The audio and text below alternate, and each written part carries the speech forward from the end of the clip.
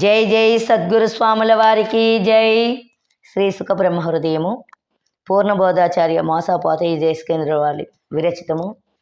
అయితే నిన్న మనకి ఏం చెప్పారంటే, ఈ శృంగి ఋషి ఏం చేశాడంటే, జనక మహారాజుకి ఈ శరీరం ఎటువంటిదో విచారణ చేసి, ఈ జన్మని సార్థకత చేసుకొని ఆయన బ్రహ్మజ్ఞానం పెరిగి నువ్వు జన్మరాహిత్యం పొందావనుకో, మళ్ళీ జన్మించవు, పుట్టినందుకు ఇదే సార్థకత అని చెప్పాడు. చెప్పిన తర్వాత పరీక్ష మహారాజు ఏమనుకుంటున్నాడంటే, ఇక మరణమిక తప్పదు అని తెలుసుకొని రాజ్య అధికార మహావైభవములని విడిచిపెట్టి భార్య పుత్రాదుల యందు భ్రమను విడిచి కైవల్య పదము సాధించుటకై మార్గం ఏమున్నదని ఆలోచిస్తూ వెళుతున్నాడు. పుట్టుగిట్టులతో పొర్లాడు ఈ జీవుడు పుట్టి ఉన్నాడు కనుక గిట్టక తప్పదు అంటే తనలో తాను అనుకుంటున్నాడు పరీక్ష మహారాజు. కనుక తిరిగి పుట్టకుండా ఉండుటకే శుద్ధమైన ఆ నిత్యభావము గ్రహించుట నాకు సాధ్యమగునా? అందుకే పుట్టుకయను రుగ్మత తొలగించు దివ్యమైన ఔషధము సేవించక తప్పదు. జన్మరాహిత్య మార్గములో బ్రహ్మజ్ఞాన కోవిదులైన బ్రహ్మర్షులను చేవించి పరమపద మార్గం పొందుడికే శ్రద్ధ వహిస్తాను ఇలా అనుకుంటున్నాడు అనమాట. ఇంకా నేనేం చేసిన వ్యర్థమే, ఇంక పుట్టినవాడికి మరణం తప్పదు కదా, తిరిగి పుట్టకుండా ఉండడానికైనా నేను ఆ నిత్యమైనటువంటి బ్రహ్మజ్ఞానాన్ని తెలుసుకుంటాను. అది తెలుసుకుందామంటే నాకు అది సాధ్యమవుతుందా? ఆ బ్రహ్మర్షులు ఎక్కడ ఉంటారు, వాళ్ళు నేను సేవించగలనా? అలాగా వాళ్ళు ఇచ్చినటువంటి ఈ దివ్యమైన ఔషధం ఏదైతే ఉందో దాన్ని నేను సేవించగలనా అని అలాగా ఆ పరమపద మార్గాన్ని పొందాలని చెప్పి అనేక రకాలైనటువంటి ఆలోచనలతో బయలుదేరాడనమాట. ఎన్నో జన్మల నుండి పుణ్యములు చేయిచు ఆ పుణ్యముల వలన కలిగిన ఈ మానవ జన్మకు వచ్చి సర్వచిత్రములు తొలగించుకొని ఏకరూపముగా ఉండి సత్తువు చిత్తులను అనుసంధానపరిచి బ్రహ్మపదమును ఎరిగి ఉన్న పురుషోత్తముడైన సద్గురుని సేవ చేసి ఈ జన్మరాహిత్య మార్గం పొందవలని కోరికతో ఉన్నాను. అయినా నా భాగ్యం ఎట్లున్నదో చూస్తాను అనుకొని బయలుదేరాడు పరీక్ష మహారాజు. ఇక పరీక్ష మహారాజు వైరాగ్యం తెచ్చుకొని బ్రహ్మజ్ఞానం పొందవలనని ఆకాంక్షతో ముందుగా పవిత్రమైనటువంటి గంగానదిలో స్నానమాచరించి తీరమునకు వచ్చుచుండగా, అంటే ఇలా అనుకొని ఆ గంగా నదిలోకి వెళ్ళి స్నానమాచరించి పైకి వస్తున్నాడు అనమాట. ఆ తీరమునకు వచ్చుచుండగా గట్టుపైన ఉన్న మునీశ్వర బృందమును చూసి దేహం పులకించిపోయినంటే అక్కడ ఒక గుంపుగా మునులందరూ కూర్చొని ఉన్నారంట, నించొని ఉన్నారు. వాళ్ళందరిని చూసి మనసు పులకరించిపోయింది. ఆ బృందములో ఎవరెవరు ఉన్నారంటే, ఆ మునీశ్వర బృందంలో అత్రి, విశ్వామిత్ర, మైత్రేయ, భృగు, వశిష్ఠ, పరాశర, చ్యవన, భరద్వాజ, పరశురామ, దేవల, గౌతమ, కశ్యప, కవశ, కణ్వ, కలశ సంభవ, వ్యాస, పర్వత, నారద ప్రభృతులైన బ్రహ్మర్షి, దేవర్షి, రాజర్షి మునుపొంగువలు ఉండేది. అంటే 20 మంది అక్కడ ఉన్నారనమాట. పరీక్షితునకు కర్మఫలము చేయ కలిగిన కీడు తెలుసుకున్నారు వీళ్ళందరూ. తెలుసుకున్న వారే అటువంటి ఉత్తమునికి, అంటే ఈయన చాలా ధర్మాత్ముడు అనమాట, ఎంతో ధర్మంగా రాజ్యాన్ని పరిపాలన చేసి ఎవరికి ఎటువంటి హాని కలగకోకుండా ప్రజలను కానీ మునులను కానీ ఋషులను కానీ ఎంతో భక్తితో కొలిసేవాడు, ప్రజల్ని కన్నబిడ్డలుగా చూసేవాడు అనమాట. అవన్నీ కూడా వీళ్ళకి తెలుసు. కాబట్టి అటువంటి ఉత్తముడికి ఇలాంటి కర్మఫలం వచ్చిందా, ఇలాంటి కీడు జరిగిందా అనుకొని అటువంటి ఉత్తమునికి తమ తమ శుభ ఆశీస్సులచే పుణ్యలోకమును ప్రాప్తింప చేయాలని సంకల్పించి అతనిని వాదార్చుటకై వచ్చుచూ మార్గమధ్యమునందు వానిని చూసి గట్టుపై నిలబడి ఉన్నారనమాట. అంటే గంగానదిలో స్నానం ఆచరిస్తున్నటువంటి పరీక్ష మహారాజును చూసి ఈ ఋషులందరూ కూడా అక్కడే నిల్చుండిపోయారు. ఇంతమంది మునుపొంగవుల దర్శనం ఒక్క గంగానది జల స్నానం తోడనే లభ్యమైనందుకు మున్ముందు తన కోరిక నెరవేర్చుకొని భాగ్యం కూడా లభించగలదని భావించి ఆనంద సంభ్రమాశ్చర్యములతో వాని స్తుతించెను.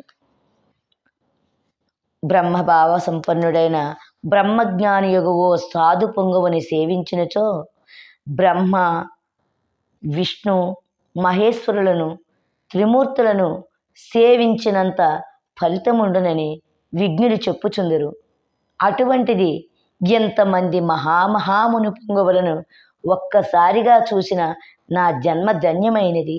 మిమ్మలను సేవించి నా పాపములను బాపుకొందును. నాకు జన్మరహితమైన దివ్య పదము లభించుటలో ఆశ్చర్యము లేదు అని ఆయన అనుకుంటున్నాడు అనమాట పరీక్షణ్ మహారాజు. అని పరీక్షణ్ మహాపాలుడు అందరి ముందు ప్రణమిల్లి తమ ఏకాంత మందిరమునకు రమ్మని కోరగా అప్పుడు మునీశ్వరులు ఏమన్నారంటే, మునీశ్వరులు అందుకు నిరాకరించి ఎట్లనిరి, ఓ పరీక్షణ్ మహారాజా, నీకు కలిగిన విపత్తు గురించి తెలుసుకున్న వారమై నిన్ను వాదార్చుటకు వచ్చితిమి. ధర్మ సంస్థాపకులైన పాండవ వంశములో పుట్టి పుణ్యకార్యములు ఎన్నియో చేసి చివరకు ఈ విధముగా మునికుమారుని శాపమునకు గురి అయితివని తెలిసి నిన్ను వాదార్చుటకై వచ్చితిమి. భగవంతుని లీలా వినోదమో ఏమో గాని ఈ పుణ్య భాగీరథి నది తీరములో మన కలయిక జరిగింది. వైరాగ్య ప్రబోధకు నదీ తీరములు నిర్జనారణ్యములు అనుకూలమయ్యుండును. కాన అదుగో ఆ వృక్షఛాయలోనే, అంటే వృక్షము నీడలో మన సమావేశం జరిగిన మంచిదని మా అభిప్రాయం అని ఈ మునులు చెప్పారు. అందుకు పరీక్షితుడు తన పరివారముచే ఆ వృక్షఛాయ ఆవరించి ఉన్న స్థలమంతయు నివాసయోగ్యముగా చేయించి సుఖాసనములు తెప్పించి మునిభృతులకు అందు ఆసీనులుగా చేయించి గంగాజలముతో వారి పాదములు ప్రక్షాళనము చేసి పాదపూజ గావించి వినమ్రత నయనములతో ముకుళిత హస్తములతో వారికెదురుగా నిలిచి ఈ విధముగా ప్రార్థించెను. నానా దుఃఖములకు కారణమైన నేనను అహంకారమును సంహరించుకొని బ్రహ్మతత్వమెరిగి బ్రహ్మజ్ఞాన సంపన్నులైన మీరు ఈ పుట్టుగల రహస్యము నిత్యమై సత్యమై ఉన్నటువంటి బ్రహ్మపద జ్ఞానము మొదలగునవన్నీ మీరెరుగుదురు. నాకున్న ఈ స్వల్పకాలములో అటువంటి బ్రహ్మపద జ్ఞానము పొందుటకు ఏ మార్గము అవలంబించవలను సెలవయ్యమని వాళ్ళని కోరాడనమాట. అని తన కోరిక వెల్లడించి అంజలీబద్ధుడై నిలుచని ఉన్న తరుణములో చిన్న వయస్కుడు బ్రహ్మతేజో విరాజితమైన ముఖము గలవాడు, బంగారు వంటి దేహఛాయ కలవాడు, బ్రహ్మ విష్ణు మహేశ్వరుడు మానసమందు ప్రకాశించు భావము కలవాడు, అనిత్యమైన ప్రజ్ఞాన విశేషములు లేని భావ సంపన్నుడు, నిత్యము అశరీరమే అలంకారముగా గలవాడు యగు సుఖబ్రహ్మర్షి ఆ సమయంలో అచ్చటికి వచ్చెను. చిలుకమోము గల సుఖబ్రహ్మర్షి వచ్చెను, అంటే చిలుకముఖము గల సుఖబ్రహ్మర్షి వచ్చెను. మోక్షము కావలనని కోరిక ఉన్నవారికి బోధించుటకై అనేక జ్ఞాన సంపదలు తెచ్చెను. దివ్య మహర్షులకల్లా తన బోధనా పటము వెల్లడించుకున్న అవకాశము ఇచ్చెను. ధర్మరాజు మనుమడైన ఆ పరీక్షితునకు ఆవరించిన కర్మఫలములు తొలగించి అతని కోరిక ఈడేర్చుటకు పరతత్వ సుధాంబుది అయిన సుఖబ్రహ్మర్షి అభయప్రదాతగా అచ్చటకు వచ్చెను. వచ్చిన సుఖబ్రహ్మర్షిని మునుంద్రులు చూసి సంతోషించిరి. తగిన సమయమునకు తగినవాడు వచ్చినని ఆనందించి సుఖబ్రహ్మర్షి వందనములు స్వీకరించి ప్రతివందనములు ఆచరించి ఉచితాసనముపై కూర్చుండ వేడుకొనిరి. పరీక్షిన్ మహాపతి సుఖబ్రహ్మము గురించి బాగా తెలిసి ఉన్నవాడొకటిచే చందనాది సుగంధ ద్రవ్యములు తెప్పించి గంగాజలముతో పాద ప్రక్షాళనము చేసి పాదపూజ గావించి హృదయాంతరంగములో సద్గురునిగా ప్రోధి చేసుకొని వినమ్రత భావోన్నతితో హస్తములు జోడించి తనకు ప్రాప్తించినది విన్నవించుకొనెను. అనంతరము ఈ విధముగా పలికెను. ఓ సుఖబ్రహ్మ గురుదేవ, వేదాంత విచారణలో మీరు అవలంబించుచున్న బ్రహ్మతత్వ నిర్ణయము నేను వినియుంటిని. మిమ్ములను ఇప్పుడు చూసి ధన్యుడనైతిని. వసతిలో ఈ దుర్భరమైన జనన మరణ చక్రము నుండి తప్పించుకుని మార్గం బోధించమని ఈ మహర్షుల ముందు మేము ప్రార్థించుచున్నాను. కావున అట్టి కైవల్య పదవిని పొందు మార్గము చూపించమని వేడుకుంటున్నాను. ఈ ఋషి సముదాయం అంతా చూసి తరించి తిని నలుదిక్కులు విస్తరించిన మీ కీర్తిని వినియుంటిని. బ్రహ్మజ్ఞాన బోధలో సత్యాసత్యములు విడదీసిన నిజగురువులైన మిమ్ము చూసి శరణుజొచ్చి మీ పాదపద్మములకు ప్రణమిల్లుచున్నాను. స్వామి, ఈ భవబంధ సాగరము దాటించి నన్ను కృతార్థుని చేయమని కోరుచున్నాను. సకల వేదాంత రహస్యములలోకెల్లా ఉత్తమమైన వేదాంత రహస్యములు బోధించమని అర్థించుచున్నాను.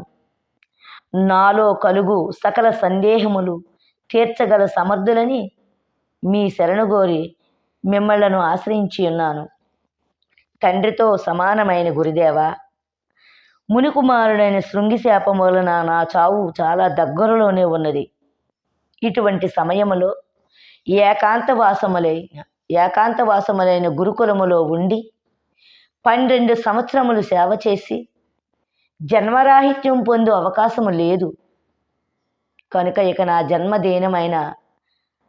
జన్మ దీనమైన రాతిగాను రప్పగాను వృధా కాకుండా జన్మబంధములు తొలగించుకునే మార్గం చెప్పి పుణ్యము కట్టుకోవాలని ప్రార్థించుచున్నాను అని అనేక విధాలుగా శతవిధాలుగా ఆ సుఖబ్రహ్మర్షిని ఈ పరీక్షణ్ మహారాజు వేడుకుంటున్నాడు.